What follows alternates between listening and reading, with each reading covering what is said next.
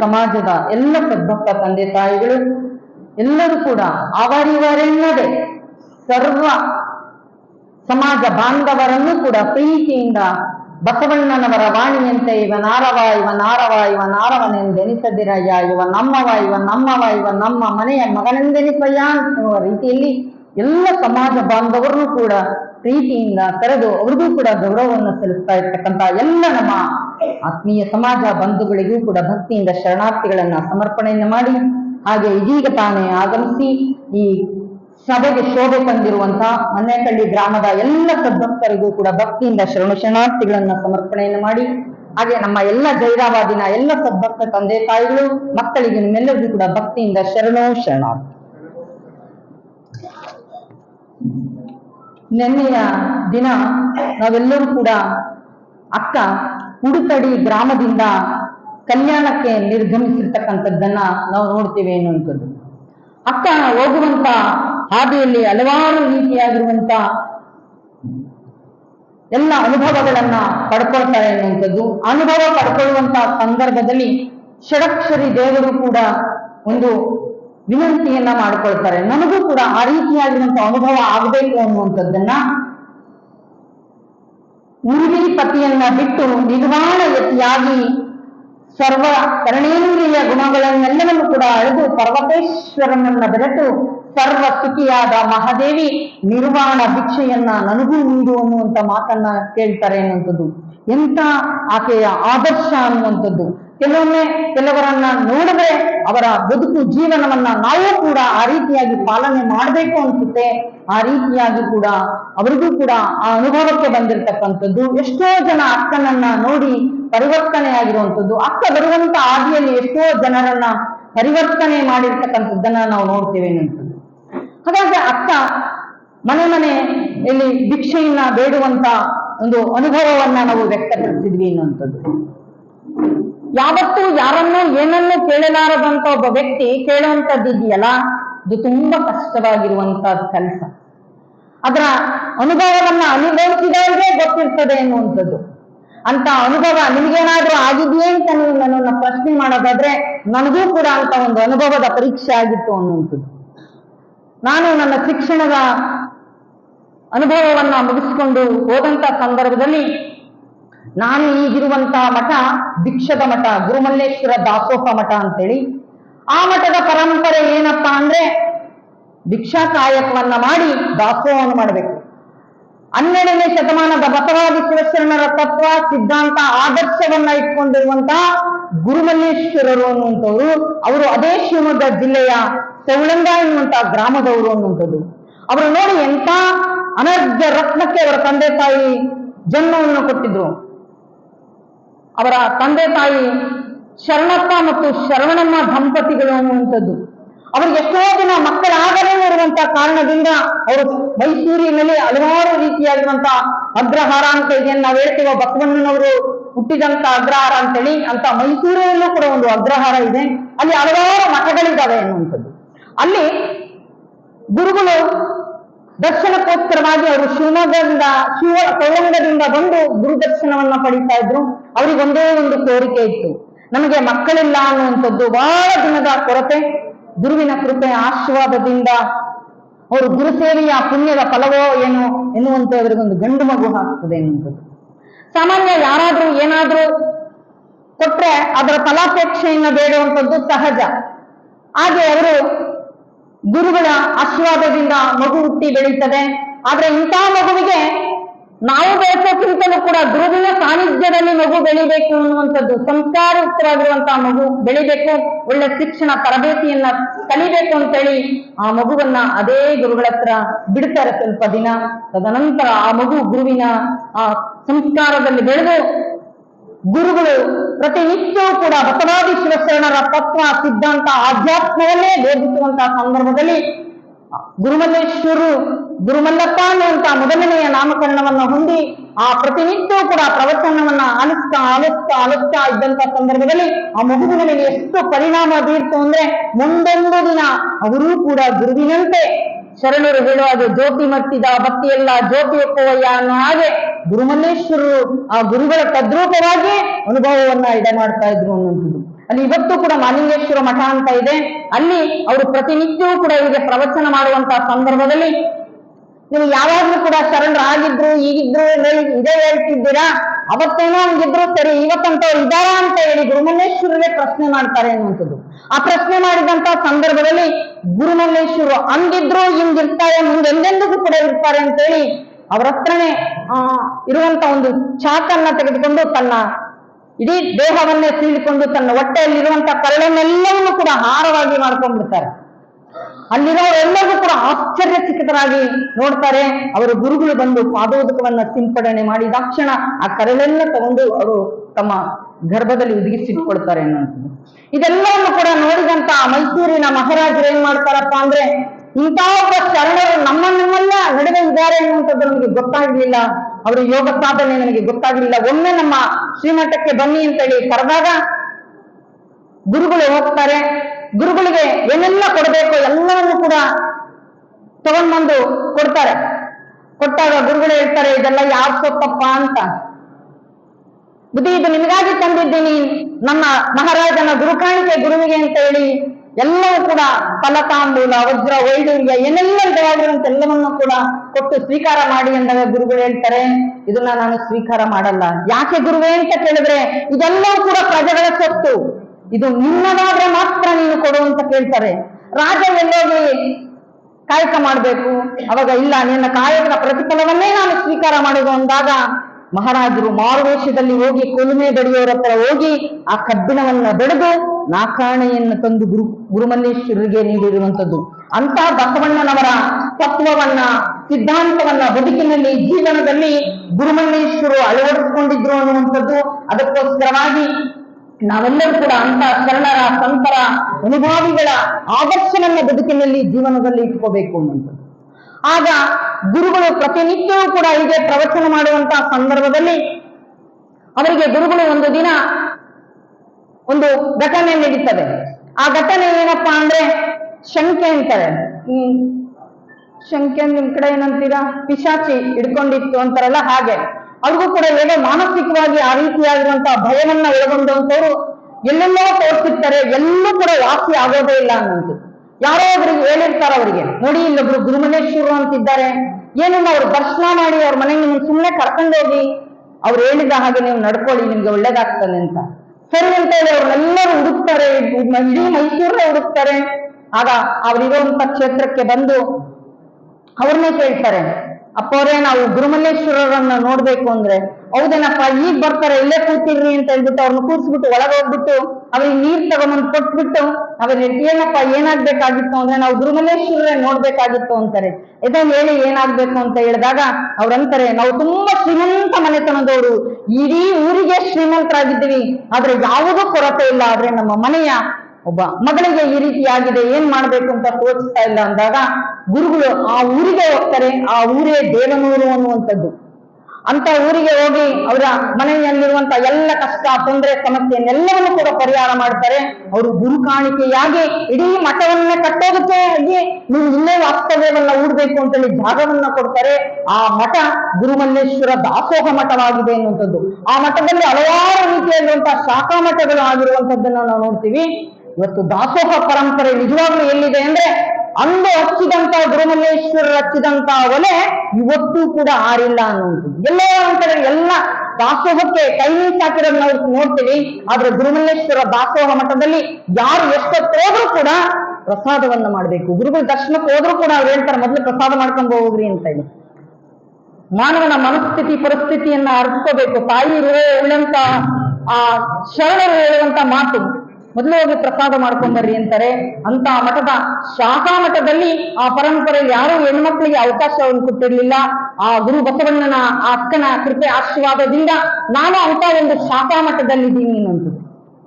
ನಾನು ಆ ಮಠಕ್ಕೆ ಹೋದಂತ ಸಂದರ್ಭದಲ್ಲಿ ಬಂದವರೆಲ್ಲರೂ ಕೂಡ ನನಗೆ ಹೇಳ್ತಾ ಇದ್ರು, ಇದು ಭಿಕ್ಷದ ಮಠ, ಇದು ದಾಸೋಹ ಮಠ. ಗುರುಮಲ್ಲೇಶ್ವರರು ಭಿಕ್ಷಾ ಕಾಯಕವನ್ನ ಮಾಡಿ ದಾಸೋಹನ ಮಾಡ್ತಿದ್ರು. ನನಗಂಗ ಅಂದ ತಕ್ಷಣ ನಾನು ಯಾವತ್ತೂ ಯಾರನ್ನೂ ಕೇಳಿಲ್ಲ. ಬಸವಣ್ಣ ಅಕ್ಕ ನನಗೆ ಎಂತ ಪರೀಕ್ಷೆ, ನಾನು ಹೋಗಿ ಏನಂತ ಕೇಳೋದು ಅಂತೇಳಿ ತುಂಬಾ 1 ದಿನ 2 ದಿನ ಯೋಚನೆ ಮಾಡಿ ತದನಂತರ ನಾನು ಸಮಾಜ ಸೇವೆ ಮಾಡೋದಕ್ಕೆ ಬಂದಿದ್ದೀನಿ, ನಾನು ಧರ್ಮ ಕಾರ್ಯಕ್ಕೆ ಬಂದಿದ್ದೀನಿ, ನಾನು ಬಸವಣ್ಣನವರ ಕಾರ್ಯವನ್ನ ಇಟ್ಕೊಂಡಿದ್ದೀನಿ, ಅದಕ್ಕೋಸ್ಕರವಾಗಿ ನನ್ನ ಬದುಕು ನಿರ್ವಹಣೆಗೋಸ್ಕರವಾಗಿ. ಆದ್ರೆ ನಾನು ನಮ್ಮ ಶ್ರೀಮಠದಲ್ಲಿರುವಂತಹ ವಿದ್ಯಾರ್ಥಿಗಳಿಗೋಸ್ಕರವಾಗಿ ನಾನು ಆ ಕಾಯಕವನ್ನ ಮಾಡಬೇಕು ಅಂತೇಳಿ ಆ ಕಾಯಕವನ್ನ ಮಾಡದೇನಂತೆ. ಎಂತ ಪರೀಕ್ಷೆ ಗೊತ್ತಾ, ಅವ್ರ ಅನುಭವವನ್ನ ಪಡ್ಕೊಂಡವ್ರಿಗೆ ಗೊತ್ತು. ನಾನು ಕೂಡ ಇದೇ ಕಾವಿ ಬಟ್ಟೆಯಲ್ಲಿ ಜೋಳಿಗೆಯನ್ನ ಹಾಕೊಂಡು ಅವ್ರ ಮನೆಗೆ ಹೋಗ್ತಿದ್ದೆ. ಬೇರೆಯವರು ಬೇರೆ ಬೇರೆ ರೀತಿಯಾಗಿರುವಂತಹದ್ದನ್ನ ಕೇಳ್ಬೋದು. ಆದ್ರೆ ನಾನು ಹೋದ ತಕ್ಷಣ ನಾನು ಬಸವಣ್ಣನವರ ತತ್ವ ಸಿದ್ಧಾಂತವನ್ನ ಇಟ್ಕೊಂಡಿರೋದ್ರಿಂದ ಆ ಮನೆಗೆ ಹೋಗಿ ಕೇಳ್ತಾ ಇರ್ಲಿಲ್ಲ. ಶ್ರೀ ಗುರು ಬಸವಲಿಂಗಾಯ ನಮಃ ಅನ್ನುವಂತ ವಾಣಿಯನ್ನ ಹೇಳ್ತಾ ಹೋಗ್ತಿದ್ದೆ. 3 ಸಲ ಹೇಳ್ತಾ ಇದ್ದೆ. ಅವ್ರು ತಂದು ಭಿಕ್ಷೆಯನ್ನ ನೀಡಲಿಲ್ಲ ಅಂದ್ರೆ ಒಬ್ಬೊಬ್ಬರು ಶರಣರ ಮನೆಗೆ ಒಂದೊಂದು ವಚನಗಳನ್ನ ಹಾಡ್ತಾ ಇದ್ದೆ. ಅವರು ಮತ್ತೆ ತಂದಾಕಿಲ್ಲ ಅಂತ ಅಂದ್ರೆ ನಾನು ಮುಂದಿನ ಮನೆಗೆ ಹೋಗ್ತಾ ಇದ್ದೇನಂತದ್ದು. ಕೆಲವರು ಆಮೇಲೆ ಬರ್ರಿ ಅಂತ ಹೇಳ್ತಿದ್ರು, ನಾನು ಮತ್ತೆ ತಿರುಗಿ ಮತ್ತೆ ಆ ಮನೆಗೆ ಹೋಗ್ತಾ ಇರ್ಲಿಲ್ಲ ಅನ್ನುವಂಥದ್ದು. ನನ್ನ ಪ್ರತಿ ವಾರದಲ್ಲಿ 3 ದಿನ ಈ ರೀತಿಯಾಗಿರುವಂತ ಕಾಯಕ ಇತ್ತು ಅನ್ನುವಂಥದ್ದು. ಅಂತ ಕಾಯಕವನ್ನ ಕೈಗೊಂಡಾಗ ಎಲ್ಲೋ ಒಂದ್ ಕಡೆ ನನಗೆ ಸ್ವಾಭಿಮಾನ, ಮುಜುಗರ, ಅಹಂಕಾರ ಎಲ್ಲವನ್ನೂ ಕೂಡ ಮೋಳಿಗೆ ಮಹಾರಾಜನ ಹೇಗೆ ಬಂದಂತ ಸಂದರ್ಭದಲ್ಲಿ ಮಹಾರಾಜನಾಗಿ ಸೌದೆಯನ್ನು ಹೊತ್ತು ಬೀದಿ ಬೀದಿಯಲ್ಲಿ ಮಾಡಿದಾಗ ಎಲ್ಲವನ್ನೂ ಕೂಡ ಭಗವಂತನಿಗಾಗಿ ಸಮರ್ಪಣೆಯನ್ನು ಮಾಡಿ, ಭಗವಂತ ನೀನು ನೇಮಿಸಿದಂತ ಕಾಯಕ ಇದು, ನೀನು ಕೊಟ್ಟಂತ ಪ್ರಸಾದ ಅಂತೇಳಿ ಹೇಗೆ ಸ್ವೀಕಾರ ಮಾಡೋದು. ಹಾಗೂ ನನ್ನ ಮನಸ್ಸನ್ನ ಗಟ್ಟಿ ಮಾಡಿಕೊಂಡು ದೃಢ ಮಾಡಿಕೊಂಡು ನಾನು ಸಮಾಜಕ್ಕೋಸ್ಕರವಾಗಿ ಮೀಸಲಾಗಿರುವಂತ ಸಂದರ್ಭದಲ್ಲಿ ನಾನು ಸಮಾಜಕ್ಕೆ ನಾನು ಒಳಿತನ್ನೇ ಮಾಡ್ತಾ ಇದ್ದೀನಿ. ಈ ಕಾಯಕವನ್ನ ಮಾಡೋದ್ರಿಂದ ಯಾವುದೇ ತಪ್ಪಿಲ್ಲ ಅಂತೇಳಿ ಅವತ್ತಿನಿಂದ ನಾನು ದೀಕ್ಷಾ ಕಾಯಕವನ್ನ ಮಾಡಿದೆ ಅನ್ನುವಂಥದ್ದು. ಯಾಕೆ ಈ ಮಾತನ್ನ ನಾನು ಹೇಳಿದೆ ಅಂತ ಅಂದ್ರೆ, ಅಕ್ಕನೂ ಕೂಡ ಯಾರ ಹತ್ರ ಏನು ಕೇಳಲಾರದಂತ ಅಕ್ಕ ಆ ಕೇಳುವಂತ ಸಂದರ್ಭ ಹೇಗಿರ್ಬೇಕು ಅನ್ನುವಂಥದ್ದು. ಹಾಗೆ ಭಿಕ್ಷೆಗಳಲ್ಲಿ ಹಲವಾರು ರೀತಿಯಾಗಿರುವಂತಹ ಭಿಕ್ಷೆಗಳನ್ನ ನಾವು ನೋಡ್ತೀವಿ. ಅನ್ನ ಭಿಕ್ಷೆ ಇರ್ಬೋದು, ಜ್ಞಾನ ಭಿಕ್ಷೆ ಇರ್ಬೋದು, ಪದಾರ್ಥಗಳ ಭಿಕ್ಷೆ ಇರ್ಬೋದು ಅನ್ನುವಂಥದ್ದು. ಅದು ನಿಸ್ವಾರ್ಥತೆ ಸೇವೆಯಿಂದ ಒಳಗೊಂಡಿರ್ಬೇಕು ಅನ್ನುವಂಥದ್ದು. ಹಲವಾರು ರೀತಿಯಾಗಿರುವಂತದ್ದನ್ನ ಹೇಳ್ತಾರೆ ಶರಣರು. ಭಿಕ್ಷೆಯನ್ನ ಬೇಡುವಂಥವ್ರು ಯಾರು ಬೇಡಬೇಕು, ಎಂಥವ್ರು ಬೇಡಬೇಕು ಅನ್ನುವಂಥದ್ದು. ಆದ್ರೆ ಸಮಾಜದ ಒಳಿತಿಗೋಸ್ಕರವಾಗಿ ಅವರಿಗೆ ಯಾವುದೇ ಬದುಕೋದಕ್ಕೆ ಅವಲಂಬನೆ ಇರಲಾರದಂತ ಸಂದರ್ಭದಲ್ಲಿ ಕೂಡ ಅದನ್ನ ಪ್ರಸಾದವನ್ನ ಭಿಕ್ಷೆಯನ್ನ ಮಾಡಿ ಸ್ವೀಕಾರವನ್ನ ಮಾಡಬಹುದು ಅನ್ನುವಂತ ಮಾತನ್ನ ಶರಣರು ವ್ಯಕ್ತಪಡಿಸ್ತಾರೆ ಅನ್ನುವಂಥದ್ದು.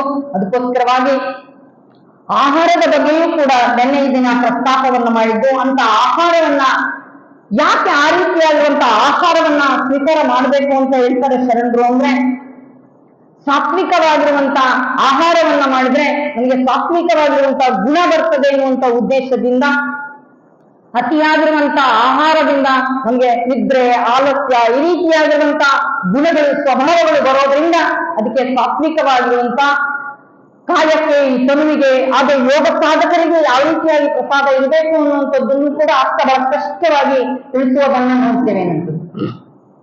ಇಂತಹ ಒಂದು ಸಂದರ್ಭದಲ್ಲಿ ನಮ್ಗೆ ಹಲವಾರು ರೀತಿಯಾಗಿರುವಂತಹ ಅನುಭವಗಳನ್ನ ನಾವು ಕಾಣ್ತೇವೆ ಅನ್ನುವಂಥದ್ದು. ಅಕ್ಕ ದಾರಿಯಲ್ಲಿ ಬರುವಾಗ ತುಂಬಾ ಜನ ಆಕೆಯನ್ನ ನೋಡಿ ತುಂಬಾ ಆಶ್ಚರ್ಯ ಪಡ್ತಾರೆ. ಆಕೆಯ ಇರುವಿಕೆಯನ್ನ, ಆಕೆಯ ಸ್ವಭಾವವನ್ನ ನೋಡಿ ತುಂಬಾ ಜನ ಕೇಳ್ತಾರೆ ಅನ್ನುವಂಥದ್ದು. ಈಗ ಬಂದಿದ್ದೀಯಲ್ಲ ತಾಯಿ ಅಂತ ಹಲವಾರು ಜನ ಅಕ್ಕನಿಗೆ ಪ್ರಶ್ನೆಯನ್ನ ಮಾಡ್ತಾರೆ. ಅಕ್ಕ ಅದೆಲ್ಲದಕ್ಕೂ ಕೂಡ ಉತ್ತರವನ್ನ ಕೊಡ್ತಾರೆ. ನನ್ನನ್ನ ನೀವು ಲೌಕಿಕವಾಗಿ ಭೌತಿಕವಾಗಿ ಏನೇನೋ ಕೇಳಿ ನನ್ನನ್ನ ಸಮಯಹರಣ ಕಾಲಹರಣವನ್ನ ಮಾಡಬೇಡಿ. ನಾನು ಆ ಚನ್ನಮಲ್ಲಿಕಾರ್ಜುನನ್ನ ಕಾಣೋದಕ್ಕೆ ಹೊರಟಿದ್ದೀನಿ. ನಾನು ಹೇಗೆ ಹೊರಟಿದ್ದೀನಿ ಅಂದ್ರೆ ನನ್ನ ಎಲ್ಲ ಭವಬಂಧನಗಳನ್ನ ಕಳಿಸಿ ನಾನು ಹೊರಟಿದ್ದೀನಿ ಎನ್ನುವಂತ ಮಾತನ್ನ ಹೇಳ್ತಾರೆ ಅನ್ನುವಂಥದ್ದು. ಏನೋ ತನುವಿನ ಲಜ್ಜೆಯನ್ನ ಕಳ್ಕೊಂಡು ನನ್ನ ಬದುಕಿನಲ್ಲಿ ಕತ್ತಲೆ ಆವರ್ತಿತ್ತಲ್ಲ ಅದೆಲ್ಲವನ್ನೂ ಕೂಡ ಹರಿದು ನಾನು ಆ ಜ್ಞಾನದ ಬೆಳಕಿನತ್ತ ಹೋಗ್ತಾ ಇದ್ದೇನೆ ಎನ್ನುವಂತ ಮಾತನ್ನ ಹೇಳ್ತಾರೆ ಅಕ್ಕ ಅನ್ನುವಂಥದ್ದು. ಹಾಗೆ ಹೇಳ್ತಾರೆ, ನನ್ನ ಮನಸ್ಸು ಕೂಡ ಆಗಾಗ ವಿಚಲಿತ ಆಗುವಂತ ಸಂದರ್ಭದಲ್ಲಿ ಅದನ್ನ ಕಟ್ಟುವಂತ ಪ್ರಯತ್ನವನ್ನ, ಅದನ್ನ ಹದಗೊಳಿಸುವಂತ ನಿಟ್ಟಿನಲ್ಲಿ ನಾನು ಪ್ರಯತ್ನವನ್ನ ಮಾಡ್ತೇನೆ ಎನ್ನುವಂಥದ್ದು.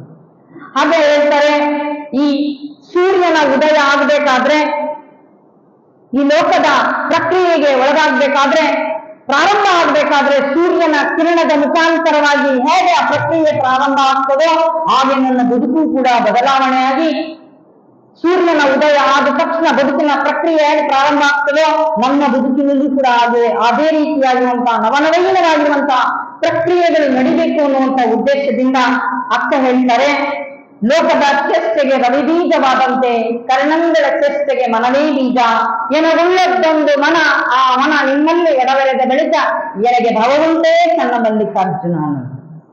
ಈ ಲೋಕದ ಹಾದು ಹೋಗುಗಳಿಗೆಲ್ಲವೂ ಕೂಡ ಇಡೀ ರಾತ್ರಿ ಕತ್ಲಾತು ಅಂದ್ರೆ ಅದೆಲ್ಲವೂ ಕೂಡ ಸ್ತಬ್ಧವಾಗ್ತೀವಿ. ನಮ್ಮದೇ ಆಗಿರುವಂತ ಕಾಯಕವನ್ನ ಮುಗಿಸ್ಕೊಂಡು ರಾತ್ರಿ ಆದ್ರೆ ನಾವೆಲ್ಲರೂ ಕೂಡ ವಿಶ್ರಾಂತಿಯನ್ನ ತೆಗೆದುಕೊಳ್ತೀವಿ ಅನ್ನುವಂಥದ್ದು. ಹಾಗೆ ಮುಂಜಾನೆ ಎದ್ದಾಕ್ಷಣ ಇಡೀ ಪ್ರಕೃತಿಯೇ ಚೇತರಿಕೆಯನ್ನ ಕಾಣುವಂಥದ್ದನ್ನ ನಾವು ನೋಡ್ತೀವಿ. ಹಲವಾರು ರೀತಿಯಾಗಿರುವಂತಹ ಉದಾಹರಣೆಯನ್ನ ಕೊಡ್ತೇವೆ. ಆ ಕಮಲವೂ ಕೂಡ ಅರಳಬೇಕಾದ್ರೆ ಸೂರ್ಯನ ಕಿರಣದಿಂದಲೇ ಅರಳುವಂಥದ್ದನ್ನ ನೋಡ್ತೀವಿ. ಹಕ್ಕಿ ಪಕ್ಷಿಗಳು ತನ್ನ ಗೂಡನ್ನ ಬಿಟ್ಟು ಆಹಾರಕ್ಕೋಸ್ಕರವಾಗಿ ಅರಸಿಕೊಂಡು ಹೋಗುವಂತನ್ನ ನೋಡ್ತೀವಿ. ಹಾಗೆ ಆ ಲೋಕದ ಆ ಚೇಷ್ಟೆಗೆ ರವಿ ಬೀಜವೇ ಆದಂತೆ ನನ್ನ ಕರ್ಣಗಳ ಚೇಷ್ಟೆಗೆ ಮನಸ್ಸು ಬೀಜ ಆಗಿದೆ ಎನ್ನುವಂಥದ್ದು. ನನ್ನ ಕಣ್ಣು, ಕಿವಿ, ಮೂಗು, ನಾನು ಇದೆಲ್ಲವೂ ಕೂಡ ಎಲ್ಲ ರೀತಿಯಾಗಿರುವಂತದ್ದನ್ನ ನೋಡಿದಾಗ ಅಂಬಲಿಸೋದು, ಅಪೇಕ್ಷೆ ಪಡೋದು ಸಹಜ ಅನ್ನುವಂಥದ್ದು. ಅದಕ್ಕೋಸ್ಕರವಾಗಿ ಅಂತ ಮನಸ್ಸನ್ನ ಕಟ್ಟಿ ಹಾಕಬೇಕು ಅನ್ನುವಂಥದ್ದನ್ನ ಹೇಳ್ತಾರೆ. ನಾವೆಲ್ಲರೂ ಕೂಡ ನಮ್ಮ ರೈತರು ದನ ಕರುಗಳನ್ನ ಗೊಂತಿಗೆ ಕಟ್ತಾರೆ ಅನ್ನುವಂಥದ್ದು. ಹಾಗೆ ಇದೆಲ್ಲವನ್ನೂ ಕೂಡ ಭೌತಿಕವಾಗಿ ಕಟ್ಟೋದು ಗೊತ್ತು, ಆದ್ರೆ ಆಧ್ಯಾತ್ಮಿಕವಾಗಿ ನನ್ನ ಪಂಚೇಂದ್ರಿಯಗಳನ್ನ ತನ್ನ ಹಿಡಿತದಲ್ಲಿ ಇಟ್ಕೋಬೇಕು ಅನ್ನುವಂಥದ್ದು. ಅದಕ್ಕೆ ಶರಣರು ಅತ್ತಲಿತ್ತ ಹರಿವ ಮನಸ್ಸನ್ನ ನೀನು ಕಟ್ಟಿ ಹಾಕ್ಬೇಕು, ನನ್ನನ್ನ ಆ ಕಡೆ ಹೋಗಲಾರದ ಹಾಗೆ ಮಾಡು ಅಂತೇಳಿ ಬಸವಣ್ಣವರು ಹೇಳ್ತಾರೆ ಅನ್ನುವಂಥದ್ದು. ಆ ಕಡೆ ನನ್ನನ್ನ ನೋಡಲಾರದ ಹಾಗೆ ಮಾಡು, ಆ ಕಡೆ ಅತ್ತ ಅಡಿ ಇಡಲಾರದ ಹಾಗೆ ಮಾಡು, ಅಂತ ಸಂದರ್ಭವನ್ನ ನನಗೆ ಕಣ್ಣು ಕಾಣಲಾರದಾಗ ಮಾಡು ಅಂತ ಹೇಳ್ತಾರೆ ಅನ್ನುವಂಥದ್ದು. ಹಾಗೆ ಅಂತ ಸಂದರ್ಭ ಬಂದಾಗ ನನ್ನನ್ನ ಆ ಕಡೆ ಇಳಿಸ್ಬೇಡ ಭಗವಂತ ಅಂತ ಹೇಳ್ತಾರೆ ಅನ್ನುವಂಥದ್ದು. ನನ್ನ ಮನಸ್ಸಿನಲ್ಲಿ ಅಂಥದ್ರಲ್ಲಿ ಸಿಲುಕಿಸಿ ನನ್ನನ್ನ ಭವಗೊಂಡನಕ್ಕೆ ನೀನು ಒಳಪಡಿಸ್ಬೇಡ ಭಗವಂತ ಅನ್ನುವಂಥದ್ದನ್ನ ಹೇಳ್ತಾರೆ ಅನ್ನುವಂಥದ್ದು. ಹಾಗೆ ಆ ನಿಟ್ಟಿನಲ್ಲಿ ಅಕ್ಕ ಮತ್ತೆ ಹೇಳ್ತಾರೆ, ಮನವೆಂಬ ಮರ್ಕಟನ ತನುವೆಂಬ ವೃಕ್ಷವನೇರಿ ಇಂದ್ರಿಯಗಳೆಂಬ ಶಾಖೆಗೆ ಹಾರಿ ಭವದತ್ತ ಮುಖ ಮಾಡಿ ನೋಡುತ್ತಿದೆ, ಹಣ್ಣು ಪಣಂಗಳ ಗ್ರಹಿಸಿ ಭವದತ್ತ ಮುಖ ಮಾಡಿ ಹೋಗುತ್ತಿದೆ ನೋಡ. ಮನವೆಂಬ ಮರ್ಕಟನ ನಮ್ಮ ನೆನಹೆಂಬ ಪಾಠದಲ್ಲಿ ಕಟ್ಟಿ ಎನ್ನ ಮುಳುಗಿಕೊಳ್ಳ ಖಂಡೇಶ್ವರ ಅನ್ನುವಂಥ ಮಾತನ್ನ ಷಣ್ಮುಖ ಶಿವಯೋಗಿಗಳ ವಚನವನ್ನ ಅಲ್ಲಿ ಪ್ರಸ್ತಾಪ ಮಾಡ್ತಾರೆ ಅನ್ನುವಂಥದ್ದು. ಮನಸ್ಸು ಅನ್ನುವಂಥದ್ದು ಮಂಗನ ಹಾಗೆ ಟೊಂಗೆಯಿಂದ ಟೊಂಗೆಗೆ ಹಾರಿದ ಹಾಗೆ ಒಂದನ್ನ ನೋಡಿದ್ರೆ ಒಂದನ್ನ ಅಪೇಕ್ಷೆಯನ್ನು ಪಡುತ್ತೆ. ಅದಕ್ಕೆ ಹೇಳ್ತಾರೆ ಅನುಭಾವಿಗಳು, ಈ ಪ್ರಪಂಚದಲ್ಲಿ ಬಹಳ ವೇಗವಾಗಿರುವಂತ ವಸ್ತು ಅಂದ್ರೆ ಒಂದೇ ಒಂದು, ಅದು ಯಾವುದಪ್ಪ ಅಂದ್ರೆ ಮನಸ್ಸು. ಕಣ್ಣುಚ್ಚಿ ಕಣ ತೆಗೆಯೋರಲ್ಲಿ ಜಗತ್ತನ್ನ ತೋರಿಸುವಂತ ಶಕ್ತಿ ಯಾರಿಗಾದ್ರೂ ಇದ್ರೆ ಅದು ಮನಸ್ಸಿಗೆ ಮಾತ್ರ ಅನ್ನುವಂಥದ್ದು. ಅದಕ್ಕೋಸ್ಕರವಾಗಿ ಶರಣರು ಅಂತ ಮನಸ್ಸನ್ನ ನಿಲ್ಲಿಸೋದಕ್ಕೋಸ್ಕರವಾಗಿಯೇ ವಿಜಯಾಸನ ಅಂದ್ರು. ಅಂತ ವಿಜಯಾಸನವನ್ನ ಸಾಧಿಸೋದಕ್ಕೋಸ್ಕರವಾಗಿ ಅಕ್ಕ ಬದುಕಿನುದ್ದಕ್ಕೂ ಕೂಡ ಆ ಸಾಧನೆಯನ್ನ ಮಾಡ್ತಾ ಹಲವಾರು ರೀತಿಯಾಗಿರುವಂತಹ ಅನುಭವಗಳನ್ನ ಪಡ್ಕೊಳ್ತಾರೆ ಅನ್ನುವಂಥದ್ದು. ಮಂಗ ಹೇಗೆ ಒಂದತ್ರ ಇರುವಂತದ್ದಲ್ಲ, ಹಾಗೆ ನನ್ನ ಮನಸ್ಸು ಕೂಡ ಚಂಚಲತೆಗೆ ಒಳಗಾಗಿ ಏನಾದ್ರೂ ನೋಡಿದ್ರೆ, ಅದನ್ನ ಕೇಳಿದ್ರೆ ಅದು ಅತ್ತ ಕಡೆ ನನ್ನನ್ನ ಎಳಿಸ್ತದೇನೋ ಅನ್ನುವಂತ ಉದ್ದೇಶದಿಂದಲೇ ಅಕ್ಕ ಅವರು ಮಾತಾಡಿಸಿದಂತ ಸಂದರ್ಭದಲ್ಲಿ ಅವರು ಏನೇನೋ ಭೌತಿಕವಾಗಿ ಲೌಕಿಕವಾಗಿ ಕೇಳಿದಾಗ, ಇಲ್ಲ ನಾನು ಚನ್ನಮಲ್ಲಿಕಾರ್ಜುನನ್ನ ನಾನು ನೋಡೋದಕ್ಕೆ ಹೊರಟಿದ್ದೀನಿ, ನನ್ನ ಸಮಯವನ್ನ ಹಾಳು ಮಾಡಬೇಡಿ ಅನ್ನೋ ಮಾತನ್ನ ಹೇಳಿ ಅಕ್ಕ ಮುಂದೆ ಸಾಕ್ತಾರೆ ಅನ್ನುವಂಥದ್ದು. ಆದ್ರೆ ವಿಷಯಗಳು ಹೇಗಿದಾಗಪ್ಪ ಅಂದ್ರೆ, ಆ ಮಂಗ ಹೇಗೆ ಹಣ್ಣು ಕಾಯಿ ಬಿಟ್ಟಂತ ಮರಕ್ಕೆ ಹೋಗಿ ಅದನ್ನ ಕಿತ್ತು ತಿಂದು ತಾನು ಸ್ವಲ್ಪ ಬೇಕಾಗಿ ತಿಂದು ಬೇಡವಾಗಿ ಹೇಗೆ ವೇಸ್ಟ್ ಮಾಡ್ತದೋ, ನನ್ನ ಮನಸ್ಸು ಕೂಡ ಹಾಗೆ ಬೇಕಂತ ಬಯಸ್ತದೆ, ಅದನ್ನ ಬೇಕಾದಾಗ ಉಪಯೋಗಿಸಿ ಮತ್ತೆ ಅದನ್ನ ತಿರಸ್ಕಾರವನ್ನ ಮಾಡ್ತದೆ. ಹೀಗೆ ನನ್ನ ಮನಸ್ಸು ವಾನಾಡುವಂತ ಪರಿಸ್ಥಿತಿಗೆ ಬಂದಿದೆ, ಆತಂಕವನ್ನ ಪಡ್ತಾ ಇದೆ. ಅದಕ್ಕೋಸ್ಕರವಾಗಿ ನನ್ನ ಮನಸ್ಸನ್ನ ದೃಢಗೊಳಿಸಿ ಭಗವಂತ ಅನ್ನುವಂಥದ್ದನ್ನ ತಾಯಿ ಹೇಳುವಂಥದ್ದನ್ನ ನಾವು ನೋಡ್ತೀವಿ. ಆದ್ರೆ ಯಾವುದನ್ನ ಕಟ್ಟಾಕಬೇಕು? ಪರಮಾತ್ಮನ ನೆನಪಿನಿಂದ, ಆ ಪರಮಾತ್ಮನ ನಾಮಸ್ಮರಣೆಯಿಂದ ನೀನು ಕಟ್ಟಾಕ್ಬೇಕು. ಆ ಕಡೆ ಕಡೆ ನನ್ನ ಮನಸ್ಸು ಹೋಗಲಾರದಾಗೆ ನನ್ನ ಮನಸ್ಸನ್ನ ಸ್ಥಿರವಾಗಿ ನಿಲ್ಲಿಸು ಭಗವಂತ ಅಂತ ಹೇಳಿ ಅಕ್ಕ ಕೇಳ್ಕೊಂಡಿರ್ತಕ್ಕಂಥದ್ದನ್ನ ನೋಡ್ತೀವಿ ಅನ್ನೋದು. ಹಲವಾರು ರೀತಿಯಿಂದ ಅಕ್ಕ ಎಷ್ಟೋ ಸಂದರ್ಭಗಳಲ್ಲಿಯೂ ಕೂಡ ತನ್ನ ಮನಸ್ಸು ವಿಚಲಿತ ಆದಂತ ಸಂದರ್ಭದಲ್ಲಿ ಅಕ್ಕ ತಕ್ಷಣ ತನ್ನ ಧ್ಯಾನ, ಯೋಗ, ಪ್ರಾರ್ಥನೆಯತ್ತ ತನ್ನ ಮನಸ್ಸನ್ನ ವಾಲ್ಸಿರ್ತಕ್ಕಂಥದ್ದನ್ನ ನಾವು ನೋಡ್ತೇವೆ. ಹಾಗೆ ಒಮ್ಮೊಮ್ಮೆ ನಮ್ಮ ಬದುಕಿನಲ್ಲಿ, ನಮ್ಮ ಜೀವನದಲ್ಲಿ ಏನಾಗ್ತದಪ್ಪ ಅಂತಂದ್ರೆ, ಅಂತ ಸಂದರ್ಭಗಳು ಬಂದಂತ ಸಂದರ್ಭದಲ್ಲಿ ಉದಾಹರಣೆ, ನಮ್ಮ ಮನಸ್ಸು ಬೆಳಗ್ಗಿಂದ ನಮ್ಮದೇ ಆಗಿರುವಂತ ಕೆಲಸ ಕಾರ್ಯ ಒತ್ತಡದ ಮಧ್ಯೆ ಅದು ರಾಡಿಯಾಗಿರ್ತದೆ ಮನಸ್ಸು ಕೂಡ. ಈಗ ನಾವು ಹಳ್ಳಿಗಳಲ್ಲಿ ನೋಡಿದಾಗ ಕೆರೆ ಕಟ್ಟೆಗಳಲ್ಲಿ ದನಕರು ಹೋಗ್ಬಿಟ್ಟು ಬೆಳಗ್ಗೆಲ್ಲ ಮೇಯ್ದು ಸಂಜೆ ಅಷ್ಟಕ್ಕೆಲ್ಲ ರಾಡಿ ಆಗಿರ್ತದೆ. ರಾತ್ರಿ ನೋಡಿದ್ರೆ ಅದು ತಿಳಿಯಾಗಿರ್ತದೆ, ಬೆಳಗ್ಗೆ ನೋಡಿದ್ರೆ ಅದ್ರ ತಳ ಕಾಣಿಸ್ತಾ ಇರ್ತದೆ, ಅಷ್ಟೊಂದು ತಿಳಿಯಾಗಿರ್ತದೆ. ಅದಕ್ಕೆ ಶರಣರು ಹೇಳ್ತಾರೆ, ಬೆಳಗ್ಗೆಯಿಂದ ನಮ್ದೇ ಆಗಿರುವಂತಹ ಕಾಯಕ, ಒತ್ತಡದಿಂದ ಜವಾಬ್ದಾರಿಯಿಂದ ನಾವು ಹಲವಾರು ರೀತಿಯಾಗಿರುವಂತಹ ಕಾಯಕವನ್ನು ಮಾಡಿ ದಣಿವಾಗಿರ್ತದೆ.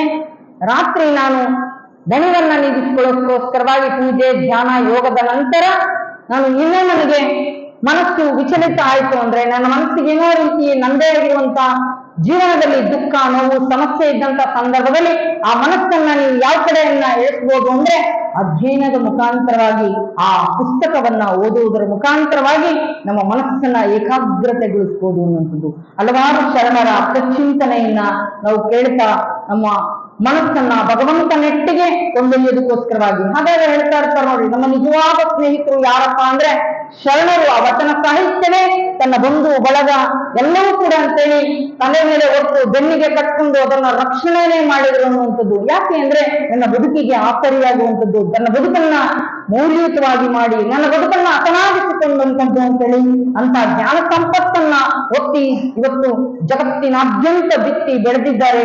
ಅಂತ ಬೆಳೆಯನ್ನ ನಾವೆಲ್ಲರೂ ಕೂಡ ಇವತ್ತು ಊಟ ಮಾಡ್ತಾ ಇದ್ದೀವಿ ಅನ್ನುವಂಥದ್ದು.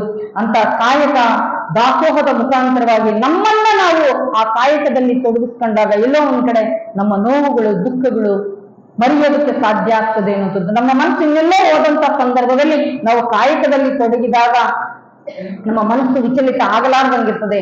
ಅದಕ್ಕೆ ನುಡಿಯ ಚಂದಯ್ಯ ಪ್ರತಿಯೊಬ್ಬರೂ ಕೂಡ ಈ ಸಮಾಜದಲ್ಲಿ, ಜಗತ್ತಿನಲ್ಲಿ ಪ್ರತಿಯೊಬ್ಬರು ಕಾಯಕ ಮಾಡಬೇಕು.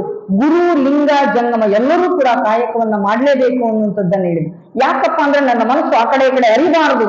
ಗುರು ಬಂದ್ರು, ಜಂಗಮ ಬಂದ್ರು ಕೂಡ ನಾನು ಅದರ ಕಡೆ ಲಕ್ಷ್ಯ ಕೊಡಲಾರ್ದಾಗ ನನ್ನ ಕಾಯಕವೇ ಮೊದಲು ಅಂತೇಳಿ ಇಷ್ಟೊಂದು ಕಾಯಕಕ್ಕೆ ಪ್ರಾಮುಖ್ಯತೆಯನ್ನು ಕೊಟ್ಟಿರುವಂತದ್ದನ್ನು ನಾವು ನೋಡ್ತೀವಿ.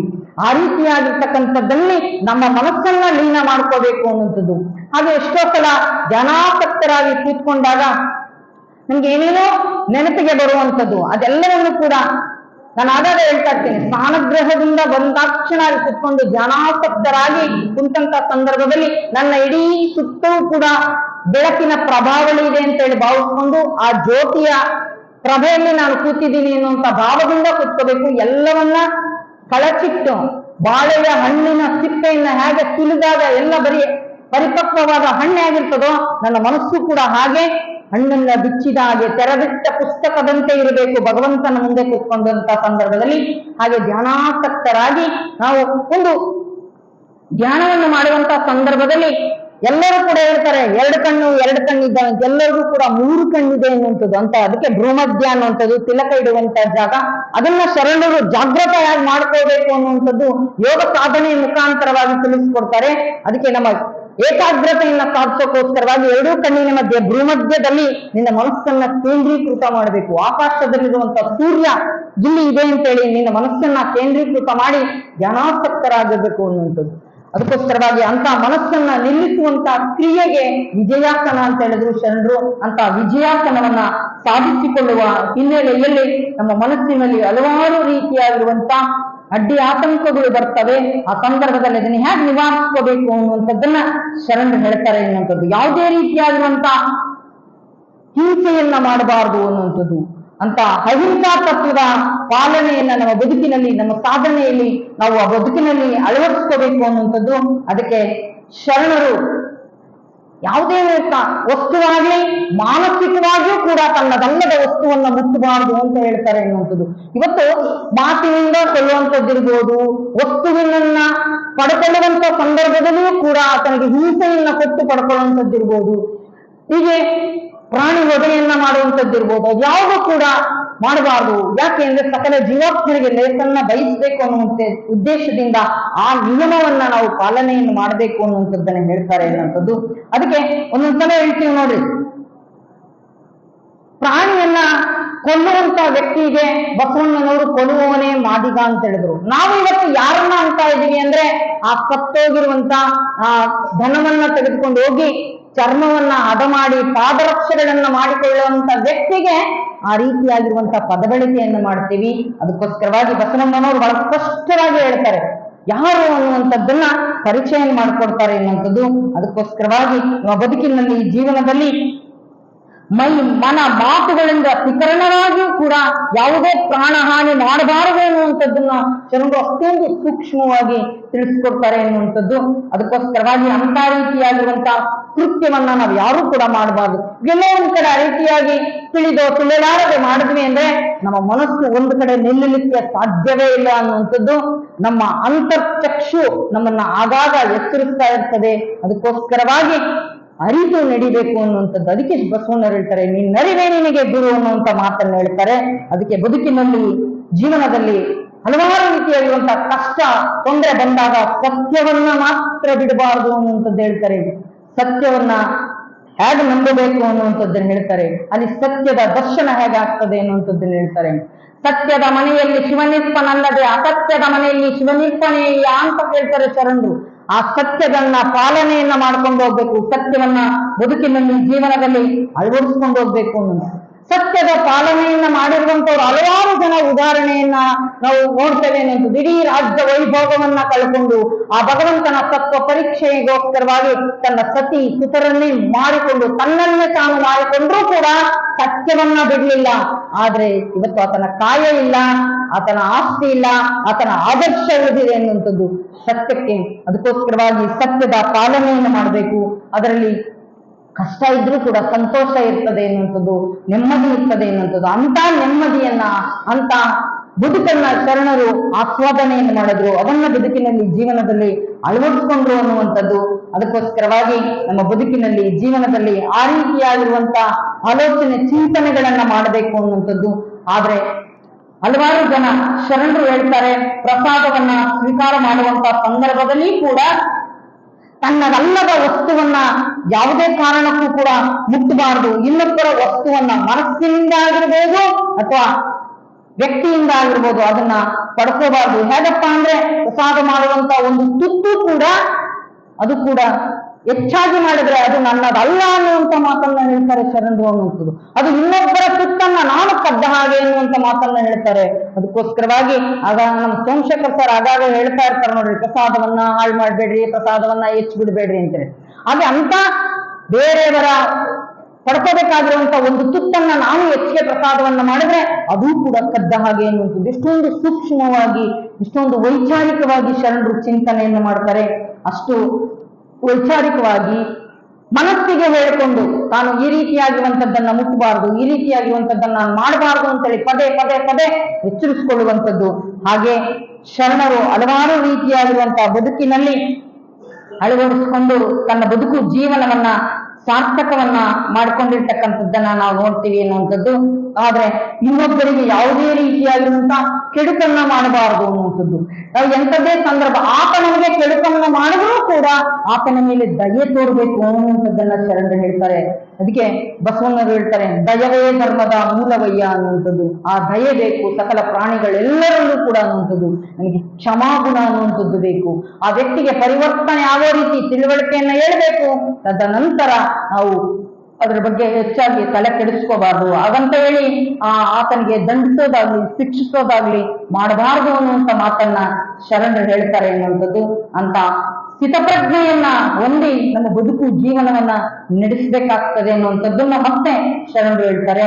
ಹಾಗೆ ನಮ್ಮ ಬದುಕಿನಲ್ಲಿ ಬರುವಂತ ಎಂತ ಸಂದರ್ಭವಾಗಿರುವಂತ ಕಷ್ಟ ದುಃಖ ನೋವು ಬಂದರೂ ಸಹ ಸರಳತೆಯ ಸ್ವಭಾವವನ್ನ ನಮ್ಮ ಬದುಕಿನಲ್ಲಿ ಅಳವಡಿಸ್ಕೋಬೇಕು ಅನ್ನುವಂಥದ್ದು. ಹಾಗೆ ಸರಳ ಸ್ವಭಾವವನ್ನ ತನ್ನ ಬದುಕಿನಲ್ಲಿ ಜೀವನದಲ್ಲಿ ಅಳವಡಿಸ್ಕೊಂಡ್ವಿ ಅಂದ್ರೆ ಏನು ಬೇಕಾದ್ರೂ ಕೂಡ ಸಾಧನೆ ಮಾಡೋದಕ್ಕೆ ಬರ್ತದೆ ಅನ್ನೋದು. ಒಂದೊಂದ್ಸಲ ಏನಾಗ್ತದೆ ಅಂದ್ರೆ ನಮ್ಗೆ ಇಂಥದ್ದೇ ಬೇಕು, ಇಂಥದ್ದಿಲ್ಲ ಅಂದ್ರೆ ನಮ್ಗೆ ನಡೆಯೋದೇ ಇಲ್ಲ, ಆಗೋದೇ ಇಲ್ಲ ಅಂತೇಳಿ ಎಷ್ಟೊಂದ್ ಸಲ ನಾವು ಮಾಡುವಂತ ಕೆಲಸದಲ್ಲಿ ಮನಸ್ಸನ್ನ ಅಲ್ಲಿ ತಲ್ಲೀನ ಮಾಡೋದಕ್ಕೆ ಆಗೋದೇ ಇಲ್ಲ, ಮನಪೂರ್ವಕವಾಗಿ ಮಾಡೋಕೆ ಆಗೋದೇ ಇಲ್ಲ ಅನ್ನುವಂಥದ್ದನ್ನ ನಾವು ನೋಡ್ತೇವೆ.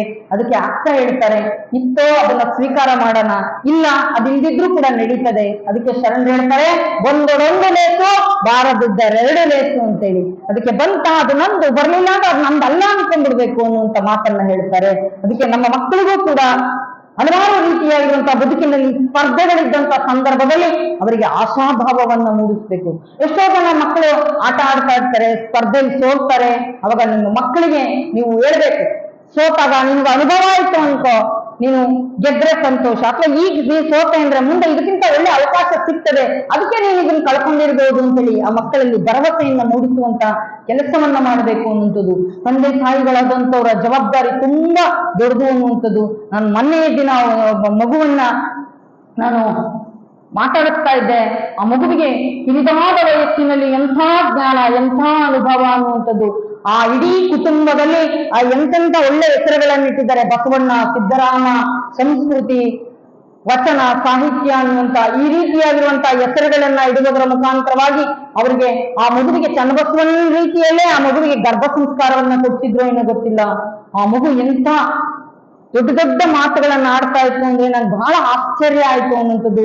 ಅದಕ್ಕೆ ಮಕ್ಕಳಿಗೆ ಒಳ್ಳೆ ಸಂಸ್ಕಾರವನ್ನ ಕೊಡಬೇಕು. ಚಿಕ್ಕಂದಲ್ಲೇ ಆ ಮಕ್ಕಳಿಗೆ ಒಳ್ಳೆ ಸಂಸ್ಕಾರವನ್ನ ಕೊಟ್ರೆ ಬೆಳೆದು ದೊಡ್ಡವರಾಗಿ ಯಾರಲ್ಲಿ ಯಾವ ಪ್ರತಿಭೆ ಇರ್ತದೋ ಗೊತ್ತಿಲ್ಲ, ಯಾರಂತವ್ರಿಗೆ ಎಂತ ಅವಕಾಶ ಸಿಗ್ತದೆ ಗೊತ್ತಿಲ್ಲ, ಅಂತ ಅವಕಾಶಗಳು ನಮ್ಮ ಮಕ್ಕಳಿಗೆ ದೊರಕಬೇಕು ಅನ್ನುವಂತ ನಿಟ್ಟಿನಲ್ಲಿ ತಂದೆ ತಾಯಿಗಳು ಜವಾಬ್ದಾರಿ ಬಹಳ ದೊಡ್ಡದಿದೆ ಅನ್ನುವಂಥದ್ದು. ತಂದೆ ತಾಯಿಗಳನ್ನ ಬಹಳ ಮಕ್ಕಳು ಅನುಕರಣೆ ಮಾಡ್ತವೆ ಅನ್ನುವಂಥದ್ದು. ನಾವು ಮಕ್ಕಳ ಮುಂದೆ ಮಾತಾಡೋದಿರ್ಬೋದು, ವರ್ತಿಸೋದಿರ್ಬೋದು, ಅದನ್ನ ಬಹಳ ಎಚ್ಚರಿಕೆಯಿಂದ ನಾವು ಮಾಡ್ಬೇಕಾಗ್ತದೆ ಅನ್ನುವಂಥದ್ದು. ಮಕ್ಕಳ ಮನಸ್ಸು ಅನ್ನುವಂಥದ್ದು ಹೇಗೆ ಗೊತ್ತಾ, ಅದು ಏನು ಬಿಳಿ ಹಾಳೆಯಿದ್ದಾಗೆ ನಾವು ಏನನ್ನ ಬರಿತೀವೋ ಅದು ಮೂಡ್ತದೆ ಅಲ್ಲಿ ಅನ್ನುವಂಥದ್ದು. ಅದಕ್ಕೋಸ್ಕರವಾಗಿ ಅಕ್ಕನ ಬದುಕಿನಲ್ಲಿ, ಜೀವನದಲ್ಲಿ ಗುರುಗಳು ಎಂತಹ ಚಿತ್ರವನ್ನ ಮೂಡಿಸಿದ್ರು ಅನ್ನುವಂಥದ್ದು. ಅಂತ ಮಕ್ಕಳಿಗೆ ಆದರ್ಶದ ಬದುಕಿನ ಚಿತ್ರಣವನ್ನ ತೋರಿಸ್ಬೇಕು ಅನ್ನುವಂಥದ್ದು. ಅದಕ್ಕೆ ಅಂತ ಸಂಸ್ಕಾರವನ್ನ, ಸರಳತೆಯನ್ನ ಬದುಕಿನಲ್ಲಿ, ಜೀವನದಲ್ಲಿ ನಾವು ನೀಡಬೇಕಾಗ್ತದೆ ಎನ್ನುವಂಥದ್ದು. ಹಾಗೆ ನಾವು ಆಹಾರವನ್ನ ಸ್ವೀಕಾರ ಮಾಡುವಂತಹ ಸಂದರ್ಭದಲ್ಲಿ ಎಷ್ಟೋ ಜನಕ್ಕೆ ಪಚನ ಕ್ರಿಯೆ ಆಗೋದಿಲ್ಲ. ಶರಣರು ಎಷ್ಟು ಚೆನ್ನಾಗಿ ಪಾರದರ್ಶಕವಾಗಿ ತಿಳಿಸ್ತಾರೆ ಅಂತ ಅಂದ್ರೆ, ಅತಿಯಾಗಿ ನಾವು ನೀರನ್ನ ಕುಡಿಯೋದಿಲ್ಲ. ಆಹಾರ ಸೇವನೆ ಮಾಡುವಂತಹ ಸಂದರ್ಭದಲ್ಲಿ ಕೂಡ ನಾವು 2 ಸಲ ಬಹಿರ್ದೇಶಕ್ಕೆ ಹೋಗ್ಬೇಕು ಅನ್ನುವಂಥದ್ದು. ಆ ದೇಹದಲ್ಲಿ ನಾವು ಆಹಾರ ತಿನ್ನಂಥದ್ದು ಪಚನ ಸರಿಯಾಗಿ ಆಗ್ಲಿಲ್ಲ ಅಂದ್ರೆ ಆರೋಗ್ಯದಲ್ಲಿ ಆಲಸ್ಯ ಉಂಟಾಗ್ತದೆ, ಹಲವಾರು ರೀತಿಯಾಗಿರುವಂತಹ ವ್ಯಾಧಿಗಳು ಪ್ರಾರಂಭ ಆಗ್ತದೆ ಅನ್ನುವಂಥದ್ದು. ಆಹಾರವನ್ನ ಔಷಧಿ ರೂಪದಲ್ಲಿ ತಗೊಂಡ್ರೆ ಅದು ಆರೋಗ್ಯವನ್ನ ಕಾಪಾಡ್ತದೆ. ಆಹಾರವನ್ನ ನಾವು ಅಪೇಕ್ಷೆ ಪಟ್ಟು ಅದನ್ನ ದುರಾಸೆಗೆ ಒಳಗಾಗಿ ಪ್ರಸಾದವನ್ನ ಮಾಡಿದ್ರೆ ನಮ್ಮನ್ನ ಆದಿ ವ್ಯಾಧಿಗೆ ತಂದಿಡುತ್ತೆ ಅನ್ನುವಂಥದ್ದು. ಅದಕ್ಕೋಸ್ಕರವಾಗಿ ಪ್ರಸಾದ ಆದ ನಂತರ ನೀವೆಲ್ಲರೂ ಕೂಡ ನಿಮ್ಗೆ ಇವತ್ತೇನಾಗಿದೆ ಅಂದ್ರೆ ನಮ್ಮ ಆಹಾರ ಪದ್ಧತಿಯ ಕ್ರಮವೇ ಬದಲಾಗಿದೆ ಅನ್ನುವಂಥದ್ದು. ಎಷ್ಟೋ ಜನಕ್ಕೆ ಇವತ್ತು ಮಂಡಿ ನೋವು ಅಂತ ಹೇಳ್ತೀವಲ್ವಾ,